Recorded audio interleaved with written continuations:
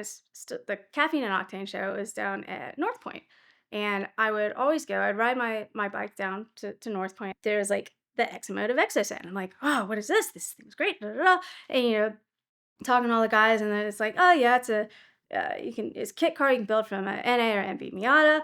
Basically, you take all the running gear. You can use like everything, like the wiring harness, like everything, even the same suspension if you want, and you put it on this like two frame chassis, and you can have a street legal go kart essentially, and it's awesome because Miatas, to me, they are great 50-50 weight distribution, all that stuff like that. And then when you take all the extra weight away, they're like, it's great, especially if you LS swap it, because they did like the LS one and the Electroset one. But the LS one is amazing.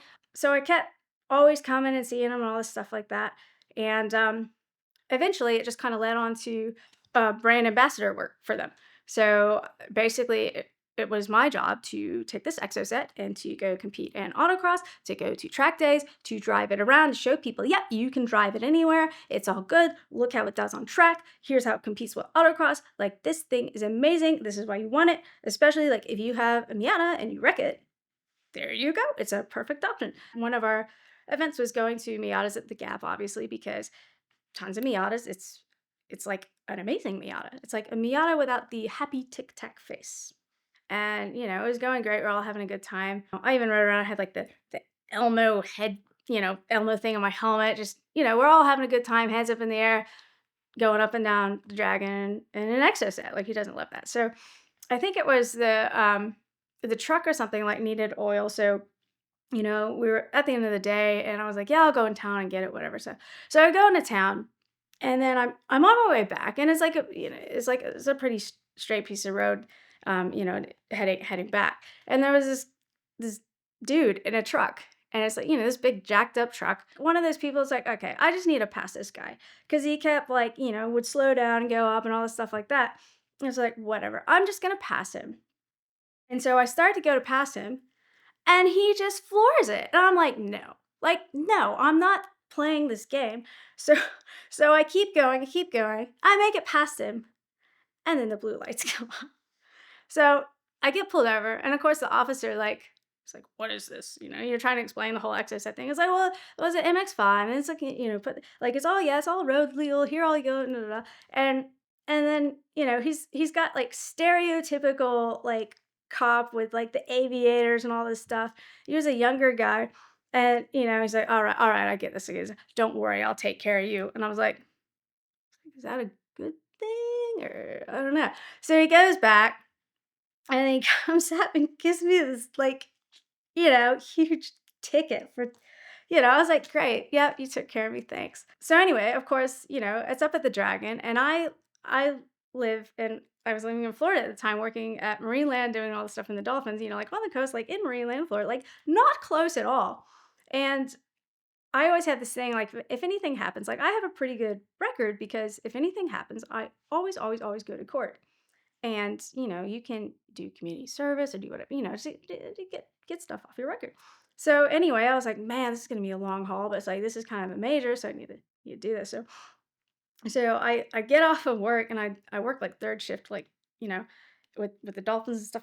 Get off there, and I drive in my Lancer all the way up to the Dragon to court. And then I get there, and I notice there's not a lot of cars here, like for this. It's a little podunk courthouse, but I show up and I go in the thing, and they look at my ticket. They're like, "Oh no, this was yesterday. You were supposed to be here yesterday." I'm like, "Excuse me?" Like, no, like look at the ticket. Look what the ticket says. Because I was like, no, this is the right date. Yeah, this is the right time. They're like, huh. And I'm like, it's like, they're like, well, we'll just have to reschedule. You have to come back. I'm like, I just came from Florida. They're like, what? I was like, I just drove from Florida for this, like to be here now. Like, this is not a my fault thing. This is you guys put it down wrong. Like, if the judge isn't here and the officer's not here, like I came as instructed now. And so she's like, oh, okay. And then we start talking about the dolphins. She's like, oh, that sounds lovely. And I'm like, yeah, you should come down. I'll get you, see some dolphins, swim with them. You can dance with them, all that stuff. And she's like, well, all right. There's a judge here. Like, I'll just call the judge, and we'll see what we can do. So I'm like standing there waiting, and it's like 10 minutes later, she comes back. She's like, well, since since we gave you the wrong date, and all this stuff like that, and since you came so far, she's given me permission.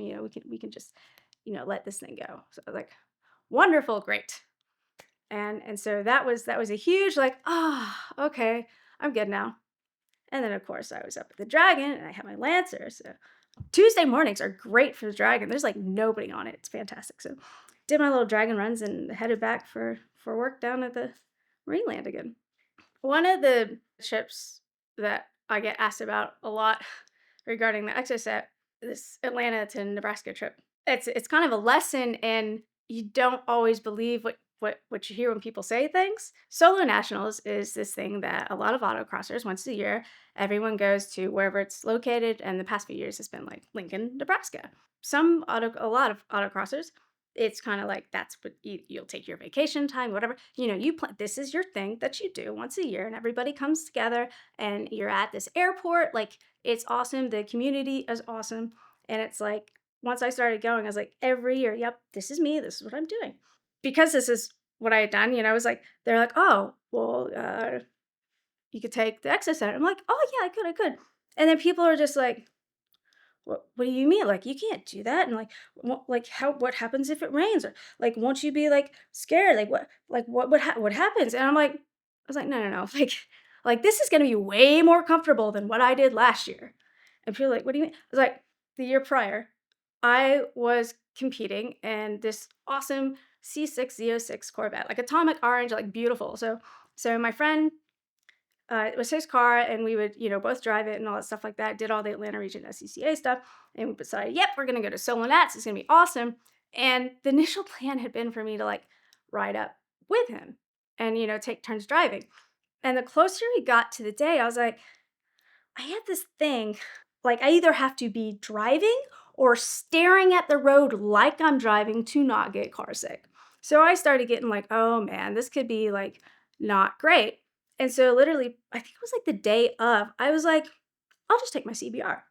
But with that, like I was like, oh, well, I kind of want to accomplish something before I get to like solo nats to already feel like accomplished. I was like, I could take the CBR, and there's this thing called IBA, the Iron Butt Association for like motorcycle riders. And when I looked through the records, most of it's cruisers. But I was like, whatever. If I make it from here to here within this time, and you got to get like receipts and records and verify the trip and everything like that. So I was like, I think I could do this. I was like, cool. I'm gonna like try to go to Solo Nats and already have like an Iron Butt award by the time I get there. It's like that'll be good, and then I can compete in this awesome Corvette, and it'll be great. It was nuts. Like at one point, it was like in the Ozarks or something. Like I was like running out of fuel or something, and then I'd pulled over to check like the map and stuff, and this guy's like running up like rah, rah, rah. Like I'm like, whoa, what's going on? Apparently, the bottom of like my fairing was like falling off, and I looked at it. It looked like a comet had hit it or something. Like the whole thing, like all the paint was off and it was all scratched. I was like, I have no idea when or where that happened, but I was like, okay. So I'm like zip tying and duct taping this thing back together and all this stuff and trying to make good time. And it was just like nuts. Like, it's like pouring down wind and then like the rain and like the bloody, so you're like riding like this and then riding like that, just trying to get the rain to go off the visor. And then at one point, like I get to like a gas station and there's like gnats all over the thing. So you're trying to like wipe away the gnats just so you can see. Yeah, I made it there. I was like super dehydrated and like super just like done. But I was like, yes, I did it. Like I probably was not in any good shape at all to be competing in autocross, but I made it there. So I knew, I was like, no. This is going to be a piece of cake driving an Exocet. Like I have a seat for stuff. Like prior, I packed everything on the back of my CBR. So the back tail, it's a sport bike. So it's all stacked up and I'm trying to be aerodynamic and all this stuff. So I was like, no, this is going to be sweet. This is going to be fine. And it was like, it was great. So like we're going up. I wasn't trying to, get an IBA award or time frame stuff. So I had like some, I could plan it. And I ended up going to Nashville to see my friend. And we went, I think it was called Cars and Coffee there. So we went to Cars and Coffee. And there was this competition for like, win a big screen TV. And like my friend entered it and I was like, all right, that's cool. And then he won. And it was like, oh, cool, great. And it's like, we're in the Exo set. We went to, got some straps from a hardware store. And then we're like strapping this thing to the front of the Exo set. And we did it. It was good. It worked. So, the it's like an SUV. You can carry around a big screen. You can go cross country. Like it had plenty of space for all of my stuff. It's got four wheels. Like it's got a little visor thing. It's great. It was good. And so anyway, we're like driving along, and like people are like, "What is this?" There's a big screen. They take photos of the big screen, and then it gets turned into like some meme. And I'm driving. I'm not aware of any of this stuff. So anyway, so we make it. Well, I dropped him off and I made it all the way to Solar Nationals. And it was pleasant. It wasn't bad at all. It was great. And we get there and there's like all these people. It's like, oh yeah, woo. And then I, park the car and I start talking to people and stuff. And then even people from my region are like, "Oh, did you hear about that girl? Like she drove like an exoset like across America." And then it's like, "Oh yeah, look, she won a big screen at an autocross and all this stuff like that." And I just started listening to the stories people would tell me about what I had just done, and they got like more and more ridiculous. And I'm just sitting there thinking, and then some of the people from my region, they're like, "Oh, don't you drive an exoset? Oh, oh, was that you?" I'm like, "Yeah, that was me." The stories that people would say about what I had done were just as entertaining as what like I actually had done, and it was completely different. So, yeah, at the end of the day, like what people will say is kind of completely different from what has happened. But that was my journey across America in the exoset.